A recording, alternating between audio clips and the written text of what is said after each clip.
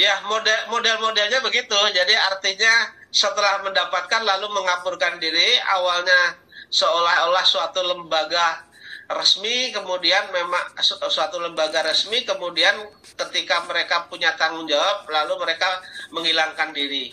Ya, nanti biar masyarakat yang menilai apakah ini termasuk Muslim yang benar atau tidak, biar masyarakat yang menilai. Apakah Muslim yang menjalankan syariat Islam yang benar atau tidak, biar masyarakat nanti yang menilai, Mas, begitu.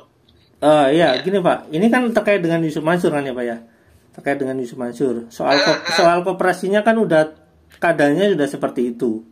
Nah, saya kan bertanya tentang bagaimana faktanya gitu ya. Saya tanya dulu ke Pak Jenny. Jadi terakhir kali Yusuf Mansur dan Adiansa itu membagikan sedikit komisi itu di bulan apa Pak? Di tahun berapa? Yang Pak Jenny tahu itu? Di akhir 2009, Mas. Saya mempunyai bukti bahwa mereka memberikan keuntungan itu, sempat saya dapat keuntungan tuh 2 kali di akhir 2009 itulah, begitu.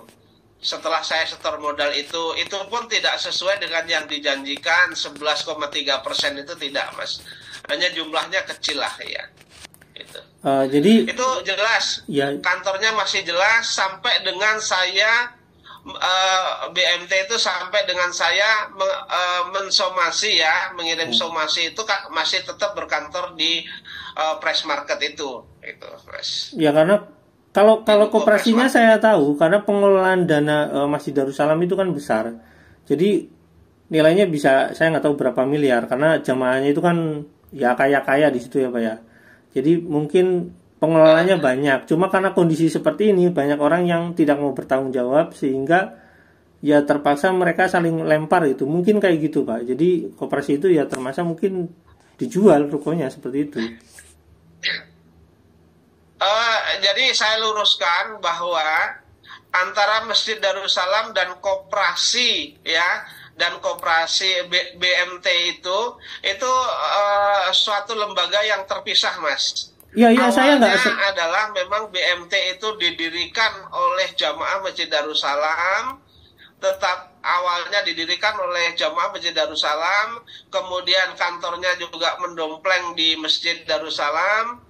Kemudian setelah mereka mempunyai bisnis batu bara ini, lalu mereka memisahkan diri, ya, beli kantor ruko di depan masjid, Mas. Jadi nyebrang ke jalan itu masih kelihatan juga dari masjid.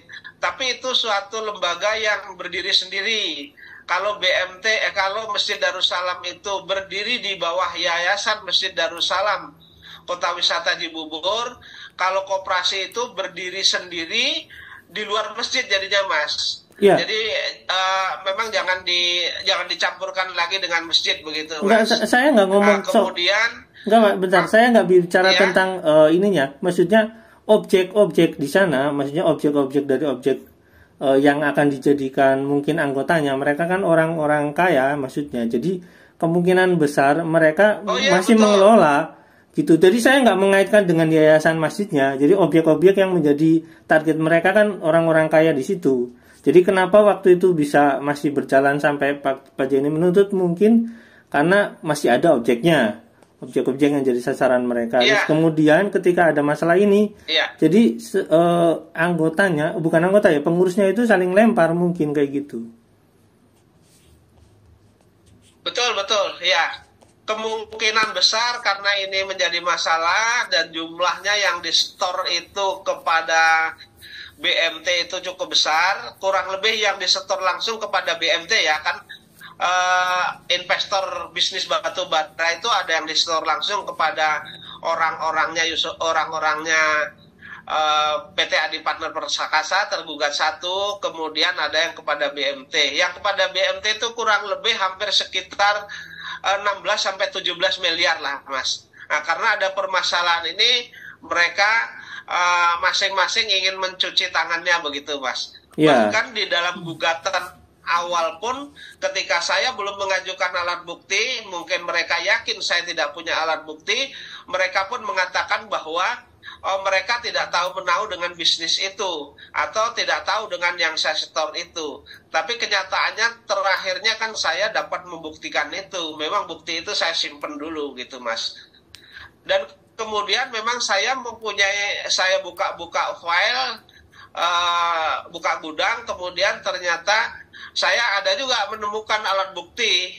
Alat bukti saya pernah menerima pembagian hasil itu.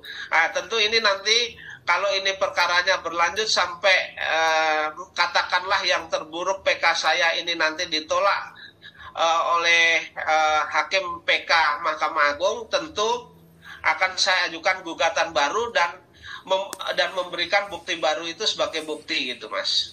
Ya. Oke. Baik Pak, mungkin itu ya. Cuma pertanyaan satu ini. Kalau misalkan memang benar uang dari teman-teman ini ya, teman-teman investor itu dijadikan Yusuf Mansur rumah dan warung steak, itu apakah nanti kalau bisa dibuktikan secara keuangan ya Pak, artinya bisa dibongkar secara keuangan, kan mungkin nanti mereka akan ya, kalau misalkan itu nanti ada laporan pidana dan dibuka sistem keuangannya, dan apakah itu nanti akan bagian yang disita Pak?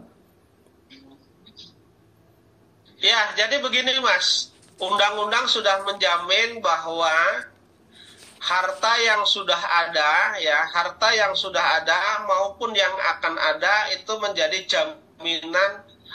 jaminan hutang orang yang menghutang ya. Artinya dalam hal ini tergugat. Dalam perkara ini kan Yusuf Mansur itu sebagai tergugat 3 Mas. Yeah. Oleh karena itu segala sesuatu kekayaan Yusuf Mansur baik yang ada maupun yang akan ada itu tentu akan saya jadikan sebagai sita jaminan. Ketika objek sita yang pertama yang saya ajukan itu rumah Yusuf Mansur itu misalnya sudah dijaminkan atau dialihkan kepada pihak lain, tentu saya akan mengejar harta kekayaan Yusuf Mansur baik yang saat ini sudah ada maupun yang akan ada di kemudian begitu Mas. Itu undang-undang menjamin Mas ya. Ya karena kan jadi bisa saja ya. Pertanyaannya bisa saja kalau warung steak itu memang punya Yusuf Mansur dan seterusnya, atau Bebek Slamet punya Yusuf Mansur dan seterusnya, bisa juga menjadi objek sita begitu Mas. Ya karena ada ungkapan sendiri bahwasanya pada saat 2010 itu 20 ibaratnya dia mengakuisisi atau membangun baru 20 ya usaha warung steak itu di tahun 2010 itu, karena di tahun 2010 itu ada kemungkinan uang dari para jamaah ini yang masuk ke sana gitu Pak. Maksud saya kayak gitu. Iya betul, saya juga mendengar, saya pernah melihat pernah melihat ceramahnya Yusuf Mansur dalam bentuk digital. Kalau tidak salah mereka mengatakan karena di sana itu nanti yang bayar Pak Rektor, tentu Pak Rektor, dan itu keadaannya di Riau, kemungkinan besar di Riau ya tempatnya. Mereka mengatakan bahwa di tahun 2010 itu mereka membangun warung steak sekaligus itu 20 Mas. Padahal tahun 2009 itu kan mereka mereka melakukan penggalangan dana untuk investasi batu bara, dan 2010 itu memang sudah macet. Nah, kemudian ketika Yusuf Mansur itu membangun 10 warung steak, menurut hemat saya memang kalau dana dari JBN batu bara ini sekitar ada 55 miliar, ya logis kalau mereka bisa bangun warung steak sebanyak itu begitu. Oke. Itu Mas. Nah ini cuma sekedar pertanyaan aja ya Pak itu. Kalau dikatakan klop yang satu investasi yang batu bara sudah kehilangan, yang menerima Yusuf Mansur dan kawan-kawan, kemudian Yusuf Mansur membangun warung steak itu ya klop Mas. Iya, termasuk membeli rumahnya itu kan di tahun 2010 Pak. Itu menurut Yusuf Mansur sendiri. Iya. Rumah yang sekarang ditempati itu Pak. Ditempati ya. Iya, karena di tahun sebelumnya dia sebelum punya rumah itu dia kan rumah kayak tinggal di rumah kecil kayak gitu, yang bahkan temboknya aja catnya acak-acakan kayak gitu Pak. Itu ada dokumentasinya Pak. Iya. Sementara kalau Yusuf Mansur di 2010 beli rumah, kemudian bangun warung steak 20 warung steak, sementara investor yang digalangnya di batu bara ini sedang nangis Bombay itu, Mas. Artinya begitu sadisnya lah Yusuf Mansur ketika orang lain itu menyetorkan dengan misalnya uang tabungannya, kemudian uang hasil pinjam, kemudian hasil pinjam ke bank dan seterusnya ya.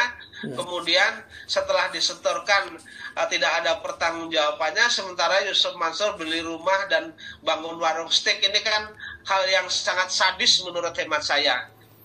Itu, Mas. Ya, terima kasih ya Pak ya. Mungkin hari ini sampai di sini. Kalau ada informasi lebih lanjut, saya minta untuk komunikasinya ada lagi. Ada yang mau saya jelaskan alasan berikutnya, Mas, mungkin Mas ya. Oh iya Pak, yang tadi ya Pak ya. Saya lupa. Ya.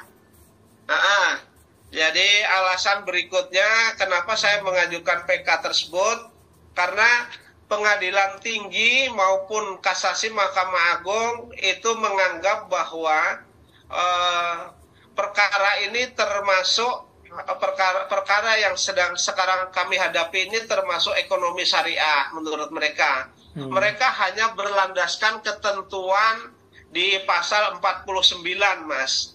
Nah, itu di huruf I-nya itu menyatakan ekonomi syariah. Kemudian mereka memakai dasar ketentuan itu adalah di pasal itu menyatakan bahwa pengadilan agama itu mengadili orang-orang yang beragama Islam begitu ya.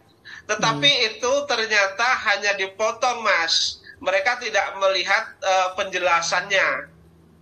Sementara penjelasan dari undang-undang itu menyatakan bahwa ya itu orang-orang yang beragama Islam yang secara sukarela menundukkan diri kepada hukum Islam. Padahal sesuai dengan fakta hukum, yaitu alat bukti yang diajukan oleh Yusuf Mansur, yaitu profil dari perusahaan PT Adi Partner Perkasa, di mana hal ini sebagai tergugat satu, di sana jelas bahwa perusahaan tersebut bukanlah merupakan perusahaan yang bergerak di bidang syariah, Mas. Iya, jelas. Kemudian yang kedua, tidak ada satu alat bukti pun yang menunjukkan bahwa perusahaan yang mengelola batu bara ini perusahaan yang berbasis syariah, begitu, Mas. Kemudian selanjutnya tidak juga ditemukan adanya suatu penundukan diri secara sukarela ya kepada hukum Islam. Oleh karena itu berdasarkan ketentuan pasal 25 ayat 2 Undang-Undang nomor 48 tahun 2009 tentang kekuasaan kehakiman, itu yang berhak mengadili perkara pidana maupun perkara perdata itu adalah peradilan umum. Dalam hal ini tentu dalam perkara ini tentu Pengadilan Negeri Jakarta Selatan. Oleh karena itu berdasarkan landasan hukum tersebut, maka Majelis Hakim ya Yudek Paksi Pengadilan Tinggi DKI Jakarta dan Yudek Yuris Kasasi Mahkamah Agung telah salah dalam menerapkan hukum tersebut, begitu, Mas. Jadi mereka salah kalau mereka menganggap bahwa bukan kewenangan pengadilan negeri tetapi kewenangan pengadilan agama, itu telah salah, begitu, Mas. Kemudian yang berikutnya, mereka salah menerapkan ketentuan, salah menerapkan satu alat bukti P5 itu yang dibuat oleh Bu Ilis dan BMT Darussalam. Di sana saya bukan sebagai pihak ya. Kemudian mereka mengatakan bahwa berdasarkan alat bukti tersebut, maka yang berwenang mengadili adalah pengadilan agama, bukan Pengadilan Negeri Jakarta Selatan. Hal tersebut jelas bertentangan dengan pasal 1340 KUH Perdata, ya, Mas ya. Yeah. Jadi kalau di dalam pasal 1340 itu kan mereka mengatakan bahwa perjanjian itu hanya mengikat para pihak yang membuatnya. Pihak ketiga tidak boleh dirugikan. Pihak ketiga tidak boleh mendapat manfaat dari perjanjian tersebut. Nah, kalau kalau pengadilan tinggi Yudek Paksi Pengadilan Tinggi Jakarta, kemudian Yures Kasasi Mahkamah Agung itu mempergunakan alat bukti tersebut untuk mengadili perkara saya, yang mengikat kepada saya untuk menentukan pilihan hukum, itu jelas dan nyata cetowelo-welo bertentangan dengan ketentuan pasal 1340 KUA Perdata tadi, Mas, begitu.